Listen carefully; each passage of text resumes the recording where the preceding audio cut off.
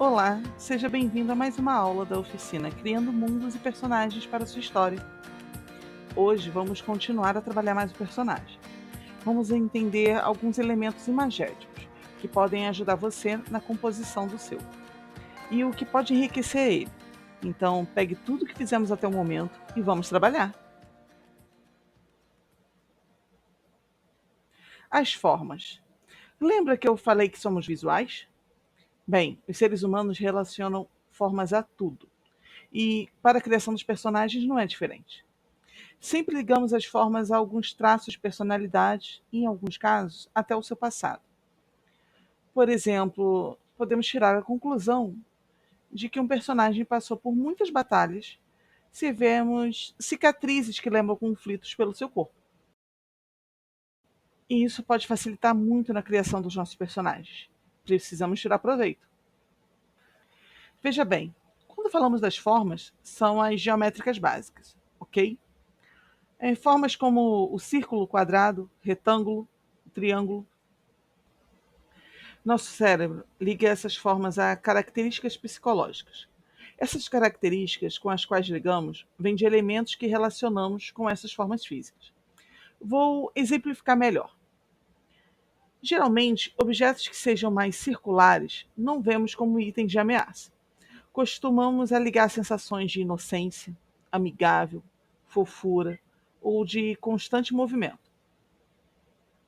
Não é à toa que a invenção da roda proporcionou maravilhas na história humana. Permitiu o movimento.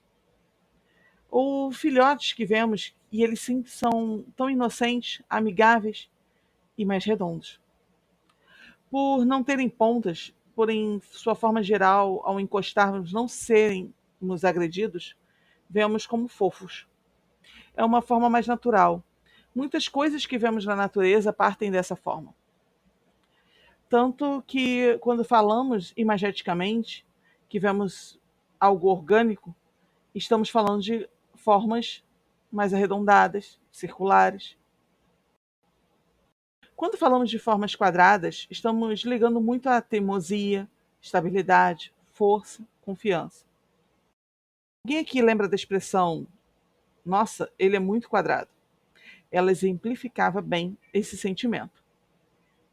É uma forma que passa a falta de jogo de cintura. É mais difícil de pôr em movimento. Mas veja, não é sempre visto como algo ruim. Às vezes queremos passar essa força, essa confiabilidade e estrutura. Já o triângulo pode mudar de representação, conforme a sua disposição em um objeto, personagem. Quando temos um triângulo com a sua base encostada no chão, ele pode vir com algumas características do quadrado, como estabilidade, tem uma base forte, e vir com novas características juntas, como velocidade, atenção, perigo. Veja, ao contrário da forma circular, que não remete a algo agressivo, as pontas do triângulo nos passam mais atenção.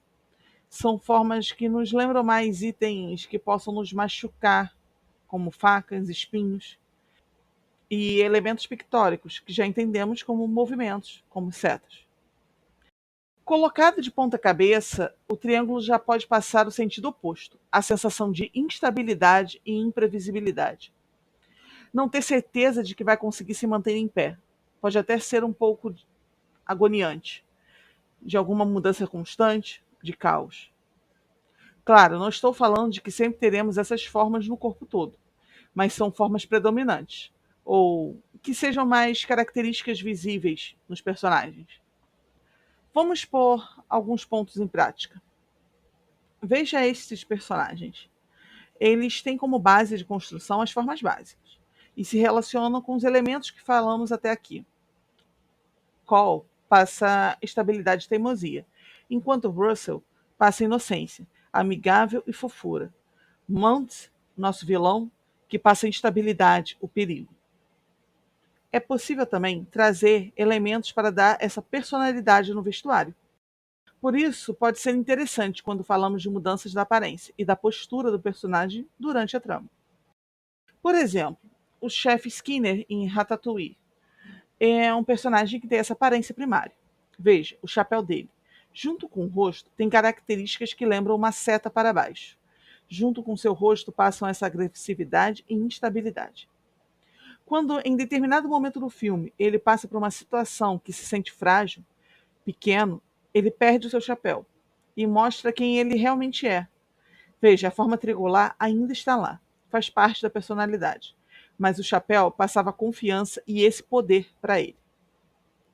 E aí você pode perguntar, mas só trabalhamos com personagens em forma básica? Não vejo tanto isso. Claro que não. Para deixar os personagens mais complexos e interessantes, vamos combinar as formas, umas com as outras. E um personagem pode ser inocente e estável, por exemplo. Vamos aos meus personagens? Lembram das minhas gatas mágicas? Vejam o design de personagem inicial delas.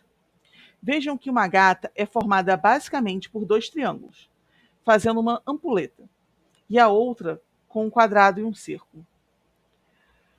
Vamos voltar um pouco aos atributos que falei delas na outra aula? A primeira é alegre, divertida, agitada e medrosa. Veja que aqui temos adjetivos que lembram algo agitado, imprevisível e de velocidade. É importante perceber que não há formas boas e ruins, e sim o modo como você trabalha. Em geral, as pessoas tendem a associar formas triangulares a coisas ruins, por conta dos símbolos de perigo e de caos. Mas aqui temos um personagem simpático, alegre e divertido com essa simbologia. A segunda gata, eu falei que era desconfiada, curiosa, pensativa e reclamona. Se pensar que tem uma pessoa que é desconfiada, vai pensar duas vezes em fazer algo e também curiosa, que quer descobrir o que está ocorrendo, parece contraditório, não é? Mas isso pode gerar situações engraçadas no estilo: não quero, mas eu quero. Essa desconfiança está representada na forma quadrada da sua cabeça, que recebe uma suavizada, em pontos mais curvos, como o topo da cabeça e a lateral do queixo. Ah, claro, a cabeça quadrada também fala muito do lado pensativo, representado ali, e do jeito reclamão, claro. Já a curiosidade, a tentativa de se manter em movimento, mesmo que a cabeça diga que não, está no seu corpo, que lembra uma gota arredondada. Compreenderam? Então, comecem já a pensar como representar as características dos personagens de vocês. Voltando ao mundo, vamos falar um pouquinho sobre ele? Tudo que estamos falando sobre personagens também pode ser aplicado ao seu mundo, sabia? Vamos a um exemplo? Ainda usando o Up como exemplo, já pararam para ver as diferenças entre o Call e a Ellie? No próprio espaço da casa?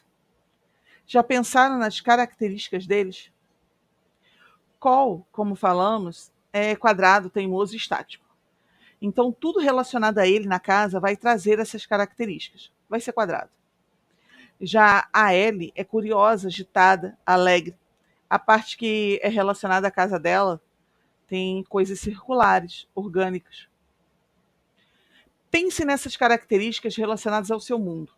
Isso pode ser aplicado até na estética de elementos que não tenham classicamente esse visual.